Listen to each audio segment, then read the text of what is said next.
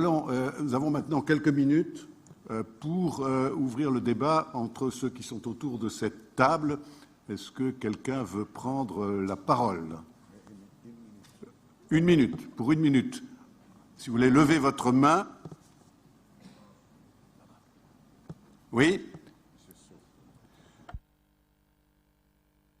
Vous avez la parole. Oui, merci bien. C'est tout d'abord pour vous exprimer, transmettre les regrets du ministre d'État, Cheikh Tidiane Gadio, qui était l'invité d'honneur de ce forum, mais qui malheureusement n'a pu être parmi nous. Vous suivez l'actualité, vous comprenez les raisons pour lesquelles il n'est pas présent. Moi, ce que je voudrais simplement, c'est en tant que pays africain, disons, membre, réagir un peu, parce qu'en fait, le problème pour nous se pose d'abord en termes de gouvernance mondiale. Je crois qu'il faut d'abord changer cette image qu'a l'Atlantique. L'Atlantique véhicule, si on regarde les raccourcis de l'histoire de la géographie, une image de rupture. D'abord, on définit l'Atlantique comme étant, sur le plan géographique, l'océan qui partage l'ancien monde du nouveau. Et sur le plan historique également, c'est quand même un espace qui, pendant des siècles, a résonné de la souffrance de millions de Noirs qui étaient arrachés à leur continent. Donc je crois que cette idée de construire des solidarités nouvelles, disons de conjuguer des complémentarités qui restent encore conflictuelles, de réduire des inégalités qui sont sans cesse croissantes, je pense que c'est une exigence pour nous. C'est une exigence pour nous, mais nous posons la question en tant que pays africain, quelle est notre place, quel est le rôle du continent africain dans cette construction? Parce que quoi qu'on le dise ou non, l'Afrique reste marginalisée. La dernière crise financière est une illustration parfaite. Alors que tout le monde sait que l'Afrique sera affectée, l'Afrique n'a pas été conviée aux réflexions. C'est vrai, on me dira que l'Afrique du Sud a été, mais l'Afrique du Sud a été invitée au G20, non pas en tant que pays africain, mais en tant que pays émergent. Il faudra donc que nous puissions résoudre un peu cette marginalisation d'un continent. Je crois que quelqu'un l'a dit, et il est extrêmement important. Bon, pour nous, cette initiative tricontinentale, pour un pays, pour le Sénégal, c'est vraiment rapprocher, c'est rétablir les ponts entre ces rives de l'Atlantique qui partagent une histoire commune. C'est également donner des opportunités à ces États qui la composent d'établir une solidarité, vraiment un nouveau partenariat. Mais c'est donner également à cette diaspora qui est héritière des souffrances du commerce triangulaire les conditions de pouvoir participer au développement de l'Afrique. Vraiment, en un mot, ce que je voulais dire, et vraiment dire également qu'il faudrait que nous évitions de vouloir réinventer la roue. Il y a des ambitions, des ambitieuses qui ont échoué parce qu'elles n'ont pas su vraiment réaliser les espoirs qui fondaient ces initiatives-là. Je pense qu'il nous faudra quand même voir des mécanismes et des instruments qui nous permettront un peu de faire en sorte qu'il y ait un partenariat. Vraiment, j'insiste beaucoup sur ce terme-là, un partenariat équilibré et qui ne remettrait pas l'Afrique seulement à un rôle de spectateur. Voilà un peu quelques réflexions que je voulais partager. Merci. Merci. Autre intervention? Oui, vous avez la parole.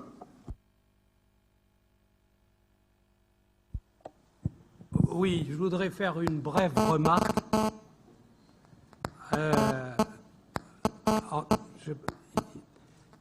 En ouverture de ce forum qui est à la fois brillant et éclectique, quand on connaît l'éclectisme et le cosmopolitisme du haut représentant, du commissaire au plan, on n'est pas étonné que ce soit aussi flamboyant. Mais je voudrais donc remercier M. Larklimi pour ce feu d'artifice. Et je voudrais dire un mot après l'intervention du représentant américain, où il a mis l'accent sur la flexibilité plus que sur les institutions.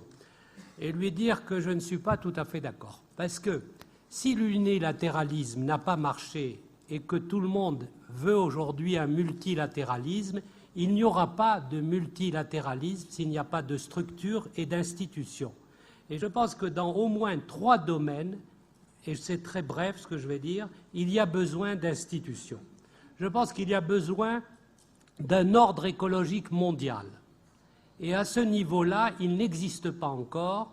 Kyoto est partiel, Copenhague arrive demain, et on verra si la Chine, si les États-Unis et si l'ensemble du concert des nations accepteront globalement que s'élabore un multilatéralisme écologique. Et ça n'est pas sûr. La deuxième chose, c'est qu'aujourd'hui les mobilités sont très grandes. Et on le voit à la fois de la Méditerranée à l'Atlantique, mais on le voit également du Pacifique vers l'Atlantique. Et à ce niveau-là, il faut un droit des mobilités. Et par conséquent, la crise financière aujourd'hui, il faut la colmater par un ordre social mondial, parce qu'on ne peut pas laisser la casse sociale qui est en train d'accompagner la crise économique. Même si la reprise financière est annoncée, la casse sociale est à venir aujourd'hui. Et sur le troisième point, je pense que sur la question des droits de l'homme, il y a besoin de refonder complètement la Commission des droits de l'homme des Nations Unies, qui s'est ridiculisée encore une fois à Genève, et qu'à ce niveau-là, sur la question des droits de l'homme et de la démocratie, tant l'Asie émergente que l'Amérique que l'Europe ont besoin de contribuer pour fabriquer un ordre démocratique mondial. Merci. Merci. Il y a encore 2 interventions et après nous arrêtons. Madame, vous avez la parole. Merci beaucoup, Monsieur Langsat. J'ai juste 1 minute. C'est une question que je souhaiterais poser à Monsieur Simon Serfati après son intervention absolument brillante et d'une très grande intelligence, et qui en même temps est un bémol donc à cette initiative, et qui en même temps est avec beaucoup de messages sous-jacents. Moi, je voudrais vous demander, Monsieur Serfati, quelle différence faites-vous entre la trilatérale et la tricontinentale aujourd'hui en 2009, alors qu'avec la crise financière internationale et la crise économique, on assiste à une sorte de rouleau compresseur et d'un phénomène qui est en train de laminer toutes les positions des leaderships qu'il y a dans le monde. Alors je voudrais un petit peu que vous puissiez m'apporter une réponse trilatérale, tricontinentale. Merci beaucoup. Avant de donner la parole pour 1 minute à Simon Serfati, vous avez la parole.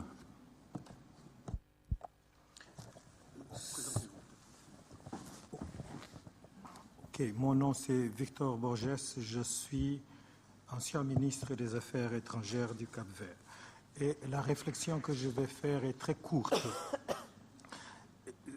Si j'avais le temps, je pense que l'intervention de M. Carlos Alvarez pose vraiment la question de savoir si quel est le défi que nous avons. Soit on va recycler les vieilles idées, soit on est parti pour quelque chose de nouveau, un nouveau paradigme. Pour la gouvernance internationale, on pourrait même accepter que c'est un défi pour les gouvernances nationales. Mais ma remarque concerne quelque chose dont on parle très peu dans la diplomatie et dans les espaces comme celui-ci.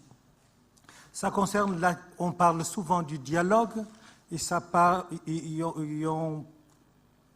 souvent, de façon récurrente, on insiste sur ce mot dialogue, et c'est quelque chose qui a raté dans la gouvernance internationale, c'est l'exercice de la compétence d'écoute.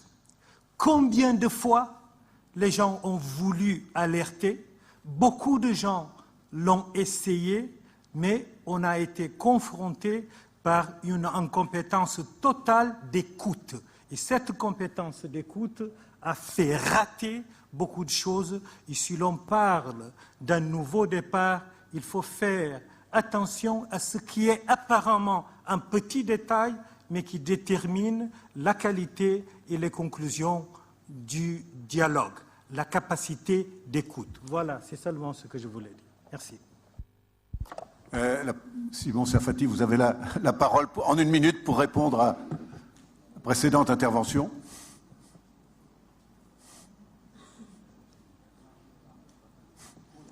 Si vous trouvez un micro. Oh, la trilatérale impliquait à l'origine une douzaine d'États. L'Europe était à 9 à l'époque, et puis il y avait les États-Unis et le Japon. Tous, dans l'ensemble, États d'une grande homogénéité. Et lorsqu'il n'y avait pas homogénéité dans les États, il y avait homogénéité dans les individus qui représentaient la trilatérale. Il y avait un consensus. La tricontinentale représenterait 110 pays. Bien d'un certain nombre de ces pays sont très différents dans leurs aspirations, dans leurs besoins, dans la façon dont ils considèrent l'environnement international. Il serait très difficile, je crois, d'organiser un débat généralisé. C'est la raison pour laquelle je suggérais qu'au niveau de la tricontinentale, il faut faire des choix de géométrie variable et des choix d'issue. Il ne faut aucun doute que toute question impliquant l'espace tricontinental atlantique sera beaucoup mieux, beaucoup plus efficacement et beaucoup plus rapidement et beaucoup plus justement traitée s'il y a en fait participation collective. Si je veux résoudre par exemple les problèmes d'électricité et d'énergie en Afrique et qu'une initiative est lancée par un seul État agissant seul avec des moyens qui lui sont propres, rien ne se fera de façon convaincante. Et je crois qu'une telle initiative a été lancée ces derniers jours ou ces dernières semaines vis-à-vis de l'Afrique. En revanche, si j'associe à cela un plus grand ensemble de pays qui ont des intérêts qui convergent, des valeurs qui sont compatibles, etc., le résultat sera meilleur. La tricontinentale atlantique telle que je la comprends et telle que je l'applaudis est très, très, très différente, beaucoup plus ambitieuse et audacieuse que la trilatérale. Merci. Je voudrais, pour clore cette session, remercier les différents intervenants pour leurs très brillants exposés, leur contribution donc à notre réflexion. La séance est maintenant levée. Nous nous retrouvons à 14h30 pour le travail en commission après le déjeuner.